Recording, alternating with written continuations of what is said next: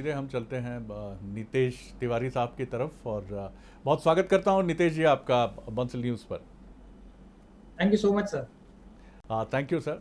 और मैं फिर कहूंगा कि आपकी विनम्रता और आपकी सरलता, इसको मैं धन्यवाद करता हूं और प्रणाम करता हूं कि मुंबई में और बहुत सारे लोग इस तरह के हैं जो क्रिएशन के शीर्ष पर बैठे ज़रूर हैं, लेकिन उसके बाद भी उन्होंने अपनी जड़ों से अपना जुड़ाव और विनम्रता को खोया नहीं है, जो बहुत अमूल्य पूंजी है सर। मैं बहुत एक बार इसके लिए भी आपको एक्नॉलेज करता हूँ, नमस्कार करता हूँ। सर आपकी जर्नी पर थैंक हम यू सर। पहले थोड़ी सी बात कर लेते हैं। आईआईटी मुंबई से आपने मेटलर्जी और मटेरियल साइंस में आपने इंजीनियरिंग की डिग्री हासिल की, और छिछोरे में मुझे लगता है कि उसका जी बड़ा साफ रिफ्लेक्शन हमने देखा भी है। इटारसी में आपकी पढ़ाई का प्रारंभिक दौर वहाँ से गुजरा, और उसके बाद कई मध्य प्रदेश और छत्तीसगढ़ के शहरों से गुजरते हुए आप आगे बढ़े। एक छोटे कस्बे में रहने वाला नौजवान जो मुंबई, चेन्नई, दिल्ली, जयपुर, लखनऊ, क्योंकि ये सब छोटे शहर हैं मध्य प्रदेश छत्तीसगढ़ के, क्या आपने पाया, इसका क्या एडवांटेज आपको मिला, और क्या आपको लगा कि कुछ कुछ चुनौतियां, या मैं डिसएडवांटेज बिल्कुल नहीं कहूँगा क्योंकि मैं खुद छोटे शहर से हूँ और मानता हूँ कि छोटे शहर के लोग कुछ अधिक ताकतवर होते हैं सर। जी। सर, मैं जो भी छोटे मोटे मुकाम पर आज जहाँ पर हूँ उसमें मैं एक बहुत बड़ा श्रेय अ, उस अपनी उस जिंदगी को देता हूँ जो मैंने मध्य प्रदेश में गुजारी। जी। अ, जिस समय मैं मध्य प्रदेश में अपने फादर के साथ रहता था, तो फादर मेरे ट्रांसफरेबल जॉब में थे, तो उनका हर 2-3 साल में ट्रांसफर हो जाता था। जी। उस समय ये बात थोड़ी खलती थी आपको, क्योंकि हर 2-3 साल में आपको नए दोस्त बनाने पड़ते थे। हम्म। लेकिन जब आप एक कहानीकार बनते हैं हम्म। और आप उस तरह की कहानी लिखना पसंद करते हैं कि जिसमें आप अपने पात्र अपनी निजी जिंदगी से ढूंढते हैं, जैसा कि मैं करता हूं, जी। तो मुझे लगता है कि वो मेरे लिए एक ब्लेसिंग इन डिसगाइज थी, क्योंकि मुझे इतने ज्यादा लोगों के साथ इंटरेक्ट करने का मौका मिला, इतने इंटरेस्टिंग कैरेक्टर्स को ऑब्जर्व करने का मौका मिला, इतने सारे लोगों से जुड़ने का मौका मिला। जी। तो कहीं ना कहीं इसमें एक बहुत बड़ा योगदान है मेरे फर्स्ट शहर इटारसी, अ, गंज बासोदा, भोपाल, ग्वालियर, विदिशा, हम्म। इस सभी जगहों पर मैं जितने लोगों के साथ रहा हूँ, जितने लोगों से मैंने जितना सीखा है और जितनी इंटरेस्टिंग लाइफ ऑब्जर्व करी है, हम्म। कहीं ना कहीं उसका एक रिफ्लेक्शन आपको मेरी कहानियों में भी दिखता है। बिल्कुल आपने ठीक कहा, और ये आपकी ताकत भी बना सर। इटारसी आपका पिछली बार जाना कब हुआ था? इटारसी में लास्ट टाइम तब गया था जब मैं अपने फादर को बॉम्बे लाने के लिए कन्विंस करने गया था। हम्म। अ, मेरे फादर क्या है कि वो इटारसी से इतने ज्यादा जुड़े हुए थे हम्म। कि उन्हें बॉम्बे जमता नहीं था। जी। और फिर जी। तो मैं पर्सनली गया था उनको सरप्राइज देने कि चलिए भाई, अभी बॉम्बे वापस आ जाइए, हाँ। नो, आप अकेले नहीं रह सकते इटारसी में।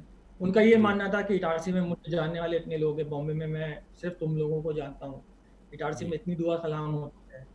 जैसा जी। आप अपने शहर से जुड़ जाते हैं ना, मेरे फादर हाँ। इटारसी से बहुत जुड़े हुए थे। हम्म। तो लास्ट टाइम मैं तभी गया था। जी। जी। जी। आइए चलिए मैं अभी आपको एक पहले एक्चुअली आगे बढ़ूं। जी, आप जाने कुछ कह वाला रहे थे। था, जी। सॉरी, हाँ, मैं बीच में जाने वाला था इटारसी। मैं और जी। मेरे बड़े भाई दोनों जाने वाले थे, हमने अपनी फ्लाइट टिकट्स भी बुक कर ली थी। हम्म। लेकिन फिर ये कोरोना आ कोरोना गया। आ गया, हम्म। और उसके कारण हमें अपना वो प्रोग्राम कैंसिल करना पड़ा। तो मैं आपको इटारसी की छोटी सी सैर तो करा देता हूं। आपके स्कूल को हम दिखाते हैं, छोटा सा कुछ सेकंड्स की क्लिप्स हैं, और आपके एक पुराने मित्र हैं जो आपके साथ कभी क्रिकेट खेला करते थे, तो just have friends, a look sir. जी।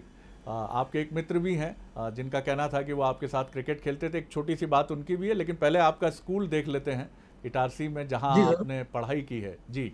देखिए, व्यूअर्स भी देखें इटारसी का वो स्कूल जहाँ पर ये मन पढ़ाई की है नितेश जी ने। ये वो स्कूल और इटारसी की वो गलियाँ जहाँ से नितेश जी के बाबूजी का बड़ा अक्षुण इंटैक्ट लगाव रहा, और क्यों नहीं होगा। हम अपनी जड़ों से जुड़े लोग कभी नहीं भूलते। एक शिक्षाविद रहे नितेश जी के पिताजी, और ये वो स्कूल है, देखिए आप, जहाँ कभी बचपन परवान चढ़ा था। एक नामचीन डायरेक्टर हैं अब नितेश मुंबई में, और दो तीन ब्लॉकबस्टर फिल्में, और दंगल की तो बात ही क्या की जाए, क्या कहना है। ये घर है। आइए उनके मित्र ने क्या कहा है, इसको भी हम सुन लेते हैं, फिर नितेश जी के साथ बातचीत की तरफ हम चलते हैं। आइए। नितेश तिवारी, जिनको हम छुट्टन बोलते हैं, पहली से लेकर 5वीं तक हमारे शहर में पढ़े हुए यहाँ पर, और क्रिकेट भी हमारे साथ खेला उन्होंने एक बार बीच में गैप में आने के बाद, और शुरू से उनको फिल्मों का शौक़ रहा। और सबसे बड़ी बात की बहुत मिलनसार और बहुत अच्छे व्यक्तित्व के धनी हैं। जब भी हम लोग यहाँ से बात करते हैं, कुछ भी होता है, तो वो सदा तत्पर रहते हैं। वाह। तो छुट्टन सर आपका नाम था उस समय का, और मिलनसारिता तो आपको अपने बाबूजी से और अपने एंसेस्टर्स से लगता है कि ये थाती आपको विरासत में मिली है, जिसको सहेज कर आप आगे बढ़ रहे हैं। क्या कहेंगे सर नीतीश जी? शायद मुझे भी ऐसे ही लगता है कि मेरा नेचर काफ़ी मेरे फादर से मिलता जुलता है। उन्हें भी मैं मतलब आप बचपन में अपने पिताजी को देखकर ही बड़े होते हो। उनकी अच्छी जो वैल्यूज होती हैं वो या तो वो आप में इम्बाइब करते हैं या कहीं ना कहीं आप उनसे सीख लेते हैं। तो जिस तरह का मेरा नेचर है वो काफ़ी कुछ मैंने अपने फादर को ही अपने अंदर इम्बाइब करने की पूरी कोशिश करी है। सो जी, यही कहना चाहूँगा। बिल्कुल और जो ठीक बात है। मनीष ने उसको प्यार से बुलाते थे, so nice of him to say such nice things. हमने क्रिकेट बहुत खेली है। हमारी काठी की जो लोकल टीम थी क्रिकेट की, उसका नाम था तारा रारा क्रिकेट क्लब। अरे वाह। उसको जी। मेरे भाई ने और मुकुंद भैया ने हंसते खेलते मजाक मजाक में उसका नाम तारा रारा क्रिकेट क्लब रख दिया था। हम लोग बहुत सीरियस नहीं थे कि टूर्नामेंट जाके जीतना है, हमको जाके मस्ती करना और have fun was the motto. तो हर एक मैच के पहले दिलीप मेहंदी का गाना बजता था, बोलो तारा रारा वाला, पूरी टीम डांस करती थी, फिर हम लोग जाके टूर्नामेंट खेलते थे। और एक टूर्नामेंट मैं भी खेला था जिसमें हम लोग जीते थे एक्चुअली। मुझे ये भी पढ़ने को मिला आपके बारे में कि आपने एक जो मुंबई में एक बड़ा सड़क छाप टपोरी के लिए एक शब्द टपोरी यूज़ होता है, आपने टपोरी मुगले आजम जैसा भी कुछ क्रिएशन 8वीं में पढ़ते थे आप, तब आपने कर डाला था। बड़ा फैंटास्टिक ये नाम लगता है, टपोरी मुगले आजम, यानी कोई मोहब्बत करने वाला वो सलीम नहीं था, टपोरी था। कुछ इस तरह का थॉट था सर? जी, वो उस समय में गंज बसोदा में भारत माता कॉन्वेंट करके एक स्कूल है, वहां पढ़ता था। और वहां पर भी कल्चरल एक्टिविटीज को काफी बढ़ावा देते थे। हर एक अलग तरह के हाउसेज होते थे। तो मैं था, मेरा एक दोस्त था, मुझे याद है, भरत सिंह राजपूत, जो आजकल दिल्ली में है, और एक और था जिसका नाम मुझे याद नहीं आ रहा। हम तीनों लोगों ने मिलकर वो टपोरी मुगले आजम किया था उस समय, क्योंकि हमको नॉर्मल कुछ करना नहीं था। हमें लगा था कि अगर जब तक काम करने में मजा नहीं आए तो फिर वो काम करने का मतलब क्या। वो शायद मेरे ख्याल से वो धारणा मेरे में बचपन में भी थी।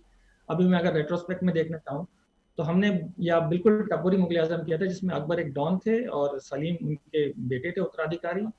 और उनकी जो लैंग्वेज थी वो भी काफी बम्बईया टपोरी टाइप लैंग्वेज थी, और हम लोग जीत भी गए थे, सोचिए। क्या बात है, क्या बात है। और मैं विजुलाइज कर रहा हूँ कि सलीम कह रहा है, ए अनारकली, कहीं जाने का नहीं, इधर चुप बैठने का क्या।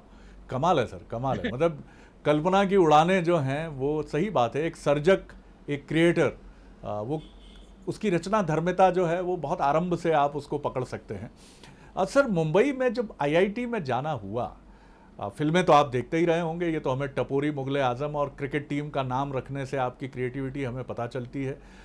जब आप मुंबई आईआईटी में थे और मेटलर्जी और मटेरियल साइंस जो बड़े ही प्यारे विषय हैं और थोड़े जटिल भी हैं, वहाँ से फिल्म की तरफ आने की कहानी, क्योंकि जहाँ आपने एक इंटरव्यू में ये भी कहा, शायद फिल्म के ही बच्चे थे वो जो फिल्म लर्निंग सीख रहे थे, आपने कहा कि ना मैंने कोई फॉर्मल ट्रेनिंग ली है राइटिंग की और ना ही मैंने कोई फॉर्मल ट्रेनिंग ली है फिल्म प्रोडक्शन की।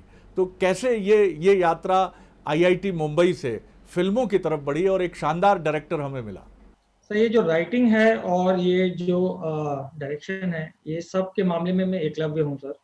जो भी सीखा है खुद अपनी लगन से सीखा है और दूर दूर लोगों को ऑब्जर्व करके सीखा है। मेरा कुछ ऐसा इरादा नहीं था कि मुझे राइटर बनना है या मुझे फिल्म डायरेक्टर बनना है। मैं आईआईटी में इंजीनियरिंग करने के लिए गया था। और आईआईटी में एक ऐसा माहौल है, आईआईटी बॉम्बे में खासकर, जहाँ पर कल्चरल एक्टिविटीज और स्पोर्ट्स को बहुत बढ़ावा दिया जाता है। तो स्पोर्ट्स, जैसा कि आपने छिछोरे में देखा, वो मेरी एक जिंदगी की झलक थी, जो हमने 4 साल में जो मस्तियां करी वहाँ। और एक अलग पहलू था जो मैं छिछोरे में नहीं दर्शा पाया, जो था कि कल्चरल, ड्रामेटिक्स में अगर आप इंटरेस्टेड हैं तो आप बहुत कुछ कर सकते हैं। जी। तो वहां पर मैंने अपने पोटेंशियल को रियलाइज किया सर, कि मैं अच्छी एक्टिंग कर लेता था, मैं अच्छा लिख लेता था और मैं अच्छा डायरेक्ट भी कर लेता था। हम्म, और कहीं ना कहीं वो बात मेरे अंदर रह गई कि इसमें जो मजा है, उस मजे को कहीं ना कहीं लाइफ में कभी भी मैंने नहीं सोचा था कि मैं इतनी जल्दी लेखन में कूद जाऊंगा। मेरे मन में एक बस हसरत थी कि आगे चल के जिंदगी में कहीं ना कहीं मैं लेखन से अगर जुड़ पाया तो अपने आप को बहुत सौभाग्यशाली समझूंगा। तो वो बात कहीं ना कहीं मेरे दिमाग में रह गई और कैंपस प्लेसमेंट में मैं एक सॉफ्टवेयर कंपनी में मैंने जॉब ज्वाइन किया। और बहुत जल्दी मैंने रियलाइज किया कि अगर मैं अच्छी सैलरी में कंफर्टेबल हो गया जी। और एक एयर कंडीशन जॉब में बहुत कंफर्टेबल हो गया, तो फिर मेरे लिए बहुत मुश्किल हो जाएगा इस लग्जरी को छोड़ पाना। तो अगर राइटिंग में कुछ भी ट्राई करना है, मैं ये नहीं कहता हूँ कि मुझे अचीव करना है क्योंकि उस समय मुझे नहीं मालूम था। अगर मुझे कुछ ट्राई भी करना है तो यही मौका है जब मैं इस माया मोह को पीछे छोड़ के एक रिस्क ले सकता हूँ। अगर नहीं जमा तो आईआईटी की डिग्री है, आप साल भर के बाद वापस आ सकते हैं। तो मैंने एक चौथाई सैलरी पे, जो मुझे सॉफ्टवेयर कंपनी में मिल रही थी, उससे एक चौथाई सैलरी पे एक एडवर्टाइजिंग एजेंसी में ट्रेनी हिंदी कॉपीराइटर के जॉब ज्वाइन किया। हाँ और हाँ। उसके बाद मैंने अपने आप को एक साल दिया था कि एक साल में अगर मैं खुश रहा और मुझे लग रहा है कि मैं कुछ मीनिंगफुल कर पा रहा हूँ, मुझे लग रहा है कि मैं जो ऑब्जेक्टिव सेट किया था वो अचीव कर पा रहा हूँ, तो मैं कंटिन्यू करूंगा, नहीं तो मैं सॉफ्टवेयर में वापस चला वाह, कमाल है सर। जब आप उस एड कंपनी में कॉपीराइटर हुए तो एक जैसा हम वो एक नामचीन वैज्ञानिक का सुनते हैं, यूरेका, मिल गया, मिल गया। कोई कॉपी लिखते समय आपको वो मिडास टच मिला कि आपको लगा कि यस, मैं इसी काम के लिए बना हूँ, अब यही करूँगा, कोई डायलेमा नहीं है, कोई द्वंद्व नहीं है। सर। एक क्रिएटिव पर्सन, जबकि खासकर अगर आप ट्रेनी हो, हम्म, तो आपके लिए अपना काम रिलीज होते हुए देखना ही एक बहुत बड़ी बात होती है। क्या बात है सर, बहुत तो सुंदर बात। आपने जी। कुछ लिखा और वो टीवी पे आया, और जो आपको टीवी पे दिखा वो हम्म, आपको 3-4 महीने की शक्ति दे देता है कि आप और सर्वाइव कर सकते हैं। हम्म, आप हंसेंगे सुन के, हम्म, लेकिन मुझे बहुत खुशी होती थी। मैंने जी सिनेमा के लिए डबल धमाका ऑफर सिर्फ नाम दिया था। वो अच्छा। एक हीरो के दो फिल्में एक साथ दिखा रहे थे बैक टू बैक, तो मैंने नाम कॉइन किया था डबल धमाका ऑफर। बहुत बेसिक है, बहुत सिंपल है, कुछ हाँ। ज्यादा रॉकेट साइंस नहीं है उसमें, लेकिन मैं उस समय ट्रेनी राइटर हुआ करता था। हम्म, और जब वो टीवी पे आता था हम्म, तो मेरे मतलब अंदर सर गुदगुदी होती थी कि ये नाम मैंने दिया है। इतनी छोटी सी अचीवमेंट थी जो सही। मुझे सरवाइव करने के लिए काफी थी। लेकिन उसके हम्म, बाद जब मैंने स्क्रिप्ट लिखनी शुरू करी और जब मेरी स्क्रिप्ट बननी शुरू हुई, हम्म, जैसे डबल डायमंड का एक ऐड था जो मैंने लिखा था, और एक अमूल मलाई पनीर के लिए था। हम्म, ये दो ऐड रिलीज हुए, इनको काफी सराहना भी मिली। तो उससे जी। आपका कॉन्फिडेंस बहुत बढ़ जाता है। आप बहुत यंग हो, एडवर्टाइजिंग में 2 साल भी नहीं स्पेंड किए आपने, और आपको लोग फोन करके बोल रहे हैं कि बहुत अच्छा काम किया आपने, तो वो सब आपका मनोबल बहुत बढ़ाता है। हम्म, हम्म, हम्म। सर, एड फिल्मों से बड़े प्रॉमिसिंग डायरेक्टर्स हमको मिले हैं जिन्होंने एड की दुनिया में, विज्ञापन की दुनिया में कॉपीराइटिंग भी की है, डायरेक्शन भी किया है। क्या लगता है आपको, विज्ञापन चूंकि एक बहुत ही सेंसेशनल एक दुनिया इस मायने में है कि कुछ सेकंड्स और कुछ मिनटों में, 1 मिनट में या उससे भी कम समय में या 2 मिनट में आपको एक पूरी दुनिया खड़ी करनी है, क्या ये फिल्मों जी, में बड़ी मदद करती है, एक क्रिएटिव साइड आपको मिलती है इससे? देखिए इसके दो पहलू हैं सर। कि हम्म, एक तो ये है कि दोनों बहुत डिफरेंट टास्क हैं। हम्म, 30 सेकंड, 45 सेकंड, 2 मिनट तक किसी को होल्ड करके रखना बहुत आसान है। जी। ऑल्सो लोगों को बहुत ज्यादा एक्सपेक्टेशंस नहीं होती एड फिल्म से। हम्म, मतलब nobody is looking forward to watching an ad film. It comes as जी। a interruption in your viewing. Hmm, hmm, feature film में लोगों को अपॉइंटमेंट व्यूइंग है, आपको उनका इंटरेस्ट लगभग 2 घंटे, 2.25 घंटे तक बांध के रखना है। तो hmm, you have to be very careful in the kind of subject which you choose. आपको बहुत ध्यान रखना पड़ता है कि आप किस तरह की कहानी बताना चाहते हो। आपको बहुत ध्यान रखना पड़ता है कि आप उसे किस तरह से क्राफ्ट करते हो। तो हम्म, दोनों एक बहुत अलग चैलेंजेस हैं film making, as far as film making and writing is concern. But एक चीज जो मैं एडवर्टाइजिंग को देना चाहता हूँ, जो मैंने एडवर्टाइजिंग से बहुत सीखी है, जो एडवर्टाइजिंग का डिसिप्लिन, हम्म, वो चीज मुझे बहुत काम आई है। और मैं उस चीज को बहुत केयरफुली फॉलो भी करता हूँ अपने वर्क में। जैसे कि एडवर्टाइजिंग में हमें ये सिखाया जाता है कि आप अपने लिए ऐड नहीं लिखते हो, आपको ऐड लिखना है ताकि एक प्रोडक्ट बिक सके। जी। तो मैं खुद को खुश करने के लिए ऐड नहीं बनाता हूँ, मैं सामने वाला जो उसको देखकर कुछ सीखे और कुछ खरीदने के लिए प्रोत्साहित हो, मैं वो सोच के ऐड बनाता हूँ। और यही चीज और यही डिसिप्लिन मैंने अपनी राइटिंग, अपनी फिल्म मेकिंग में भी रखा है। मैं हमेशा दर्शकों को सामने रख के ही अपनी कहानियां लिखता हूँ, मैं दर्शकों को सामने रख कर ही अपनी फिल्मों का एग्जीक्यूशन करता हूँ, क्योंकि वो अपना टाइम, अपना पैसा स्पेंड करके आपका प्रोडक्ट देखने आ रहे हैं। It better live up to the expectations, so this is something which is very valuable I have learned from advertising. बिल्कुल सर, और ये मुझे लगता है बहुत ही मूल्यवान मंत्रा है, क्योंकि आपके एक इंटरव्यू में मैंने सुना कि आपने बड़ी इंपॉर्टेंट बात कही थी कि इमोशंस और कॉमिक, ये दो चीज़ों का एक बहुत आदर्श संतुलन आप लेकर आते हैं, क्योंकि आपका मानना है कि दर्शक सिनेमा घर मनोरंजन के लिए आता है, या जिस भी प्लेटफॉर्म पर वो फिल्म्स देखता है तो इंटरटेनमेंट इंटरटेनमेंट और इंटरटेनमेंट, इसके अलावा उसका कोई बहुत अधिक कोई ध्येय होगा ये समझ नहीं आता। सर, आपने फिल्म इंडस्ट्री के दो ऐसे व्यक्तित्वों के साथ काम किया है जो बहुत ही अद्भुत है। भूतनाथ रिटर्न्स में आपने बच्चन साहब, अमिताभ बच्चन जी के साथ आपने उनको डायरेक्ट किया, और फिर आमिर खान साहब के साथ दंगल में आपने काम किया। दोनों ही बहुत मिस्टर परफेक्शनिस्ट हैं, दोनों ही बहुत डिसिप्लिन्ड हैं। सेट में आकर अमिताभ बच्चन जहां एक दूसरी पर्सनैलिटी हैं, वो डायरेक्टर के एक्टर हैं, तो आमिर खान एक ऐसे एक्टर हैं जो डायरेक्टर भी होते हैं, अपने फुल ऑफ सजेशंस के साथ होते हैं। किस तरह का अनुभव रहा मिस्टर बच्चन और मिस्टर खान जी, इन दोनों के साथ, आमिर खान साहब के साथ काम करने का? अगर आप देखेंगे शरद जी, तो दोनों में काफी समानताएं हैं जी। दोनों ही अपने काम को लेकर बहुत पैशनेट हैं।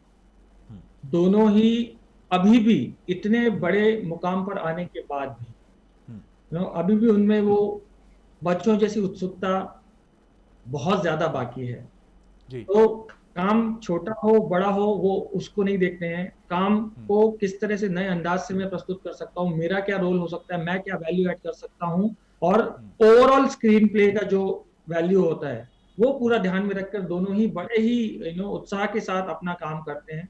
और पैशन में मेरे ख्याल से मैंने ही खुद कुछ सीखा है। मुझे लगता था कि मैं बहुत पैशनेट फिल्म मेकर हूँ, मैं अपनी फिल्मों में बहुत पैशन डालता हूँ, लेकिन बच्चन सर को उम्र के इस पड़ाव पर भी उतने ही उत्साह के साथ, उतनी ही लगन के साथ काम करते हुए देखता हूँ। आमिर सर को उतने ही पैशन के साथ, उतने ही डिटेल के साथ हर चीज को एनालाइज करके और एकदम मतलब पूरी तरह प्रिपेयर होने के बाद ही संतुष्ट होते हैं।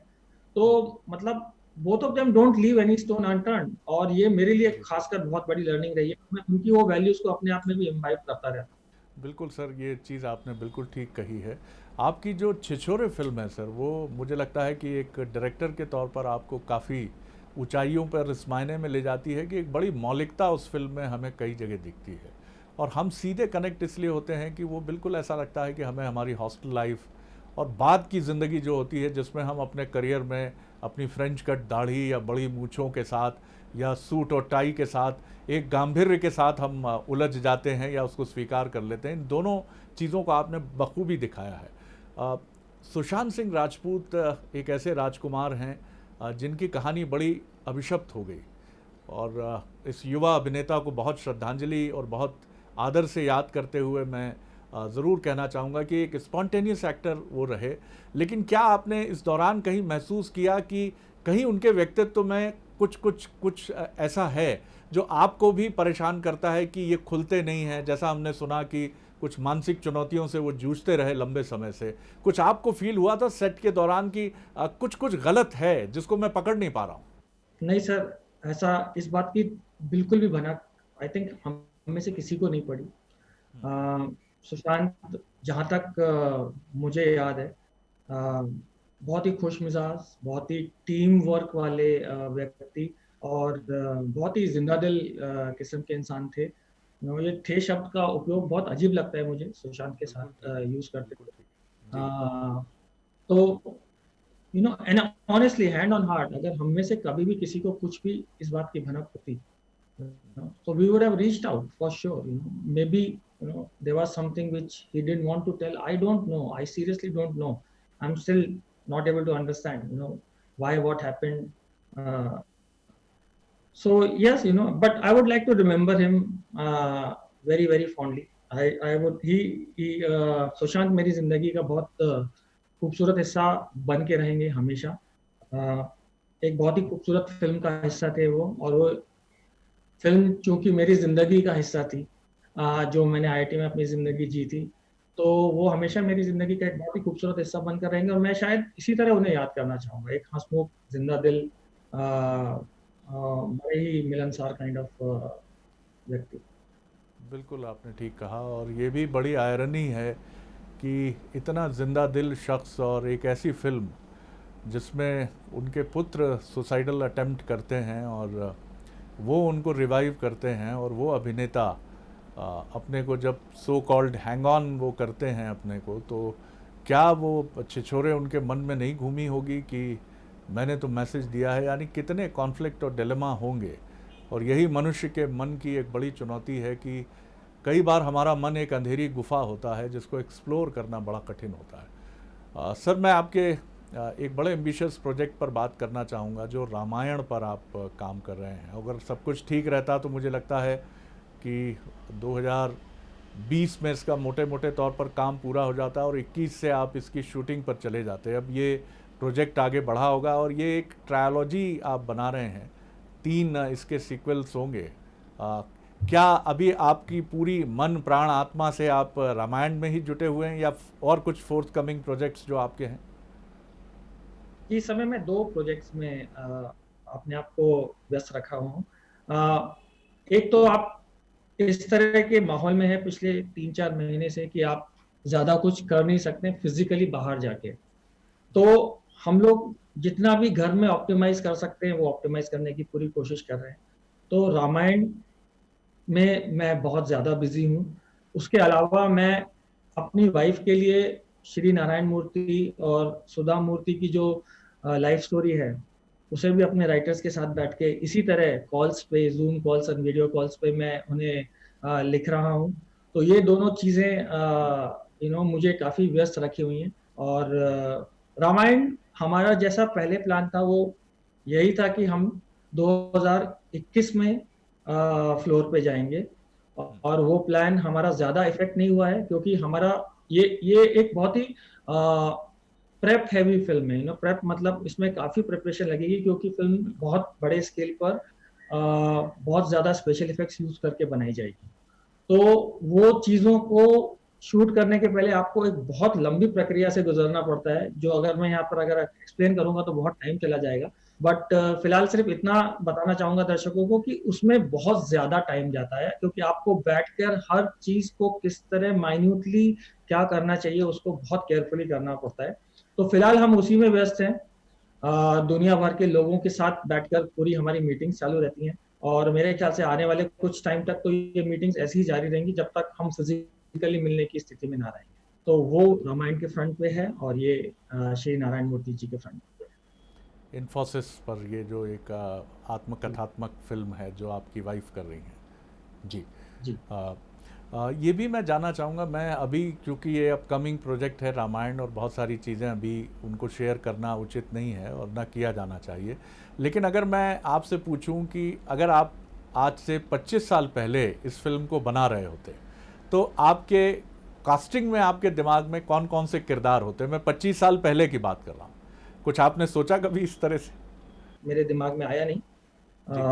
जी। मुश्किल होगा क्योंकि मुझे मतलब ध्यान करना पड़ेगा कि 25 साल पहले सही कौन बात है। जी, तो बिल्कुल ठीक कह इट्स रहे गोना हैं। Be very difficult. और जी जी 25 साल पहले तो मेरे दिमाग में फिलहाल श्री रामानंद सागर जी की रामायण ही याद है। वो हालांकि 30-33 साल पहले की है, बट वही मेमोरी है मेरी रामायण की। जी जी जी जी, और वही सबसे इम्पॉर्टेंट चीज़ है। सर, एक चीज़ मैं और जानना चाहूँगा कि मैडम खुद अश्विनी अय्यर तिवारी वो बहुत ही कामयाब डायरेक्टर हैं और जी। ये भी बड़ा है कि 2 क्रिएटिव लोग घर में हों तो अभिमान जैसी फिल्म भी याद आती है, लेकिन आप लोगों के बीच में अद्भुत तालमेल है जैसा मैंने सुना है, और ईश्वर करे ये हमेशा कायम रहे क्योंकि ये भी अपने आप में एक मिसाल है। बरेली की बर्फ़ी एक बड़ी मकबूल फिल्म है जिसको लिखा आपने और डायरेक्ट मैडम ने किया। 2 क्रिएटिव लोग, क्या जैसे मैं सर छोटा मोटा एक पत्रकार हूँ और टेलीविज़न से जुड़ता हूँ, लेकिन मेरी पत्नी मेरी टाई, मेरे कोट और मेरे परफॉर्मेंस की बड़ी मुखर आलोचक है। आप दोनों भी क्या एक दूसरे के काम की कई बार धज्जियाँ बिखेरते हैं, मतलब बड़े फ्रेंडली मैनर में, और पति और पत्नी जब एक दूसरे की आलोचना करें तो ये संदेह तो दिमाग में होता नहीं कि इसमें कोई प्रेजुडिस है, क्या ऐसा ऐसा होता है? मुझे लगता है होता ही होगा। बहरहाल आप बताइए। जी बिल्कुल, मैं मोस्टली अपनी फिल्म का फर्स्ट कट जो होता है, जो जिससे मैं खुश रहता हूँ, जी वो मैं अपने उन करीबी दोस्तों को दिखाता हूँ। वो मुझे लगता है जी कि मुझे बहुत ही ऑनेस्ट फीडबैक देंगे, जी क्योंकि जी कोई सिर्फ आपको खुश करने के लिए आपकी फिल्म की अगर तारीफ कर रहा है तो वो आपके लिए काउंटर प्रोडक्टिव हो सकता है, क्योंकि वो आपको गुमराह कर सकता है। जी तो जी उन आलोचकों में से अश्विनी भी एक है, बहुत इंपॉर्टेंट है। मेरी फिल्म का सारा फर्स्ट कट अश्विनी देखती है और वो मुझे बहुत ही ऑनेस्ट फीडबैक देती है, लेकिन कभी फोर्स नहीं करती है। जिस तरह की मैं उसकी फिल्में देखकर अपना फीडबैक उसको देता हूँ, लेकिन मैं कभी इंसिस्ट नहीं करता हूँ कि ये चेंजेस आपको करने ही करने हैं। ये आपके ऊपर है कि आप उन फीडबैक्स को किस तरह लेते हो और आपके स्कीम ऑफ थिंग्स, क्योंकि end of the day director मेरी फिल्म का मैं हूँ, वो मेरा विजन है। वो फीडबैक अगर मेरे विजन में फिट होता है तो मैं उसको इनकॉर्पोरेट करता हूँ, अगर नहीं फिट होता है तो मैं उसको इनकॉर्पोरेट नहीं करता हूँ। बट ऐसा सिर्फ अश्विनी के साथ नहीं है, ऐसा बहुत सारे दोस्तों के साथ भी same is with Ashwini also. And इसीलिए हम लोग शायद इतना तालमेल बना के काम कर पाते हैं, क्योंकि अश्विनी की सारी फिल्मों का राइटर भी मैं ही हूँ। लेकिन उसमें कभी भी मैं एक हस्बैंड होने के नाते उसका एक गलत फायदा नहीं उठाता हूँ। मैं बिल्कुल। अश्विनी को एज अ राइटर, जितना एक राइटर को अपने डायरेक्टर को जितनी इज्जत देनी चाहिए, उतनी ही इज्जत मैं अश्विनी को एज अ डायरेक्टर देता हूँ। एज ए हस्बैंड जो मेरा पॉइंट ऑफ व्यू है वो बहुत अलग है।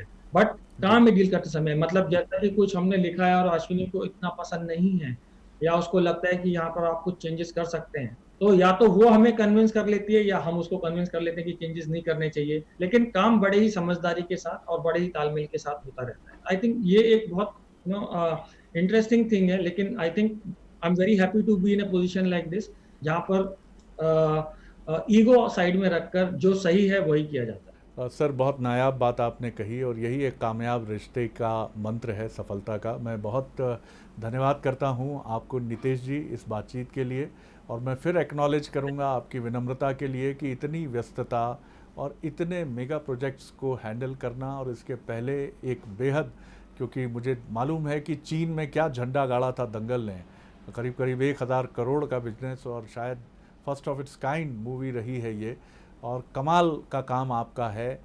कमाल अभी आपके भीतर से न जाने कितने कमाल निकलने हैं जो हम दर्शकों को सम्मोहित करेंगे। मैं बहुत ढेर सारी शुभकामनाएं आपको देता हूं आपके भावी जीवन के लिए, एक क्रिएटर के तौर पर, एक डायरेक्टर के तौर पर। और हमेशा चाहूँगा कि हम जैसे जो रीजनल चैनल्स हैं, जो शायद आपकी ग्लैमर और टिंसल टाउन से बहुत दूर हैं, लेकिन चाहते हैं और दर्शक भी चाहते हैं कि आप जुड़ें उनसे, तो आप आगे भी वक्त ज़रूर निकालेंगे, ऐसी अपेक्षा मैं करता हूं। मैं बहुत धन्यवाद करता हूं आपका नितीश जी। सो मच, मुझे अपनी यादों के साथ सरोकार कराने के लिए, मुझे मेरा स्कूल दिखाने के लिए, मेरा शहर दिखाने के लिए थैंक यू सो मच। ये प्राइसलेस है। So sir thank you Sharad ji, thank you so much. Sir thank you sir, मैं हमेशा याद रखूंगा इस बातचीत को। धन्यवाद नितेश जी। तो ये थे नितेश तिवारी साहब, जो दंगल, छिछोरे, भूतनाथ रिटर्न्स और इस समय एक ऐसे प्रोजेक्ट पर काम कर रहे हैं जो आने वाले वक्त में इतिहास बनाएगा, और वो प्रोजेक्ट है रामायण का। उससे जुड़े हुए हैं और बंसल न्यूज़ पर बने रहिए। मैं दीपक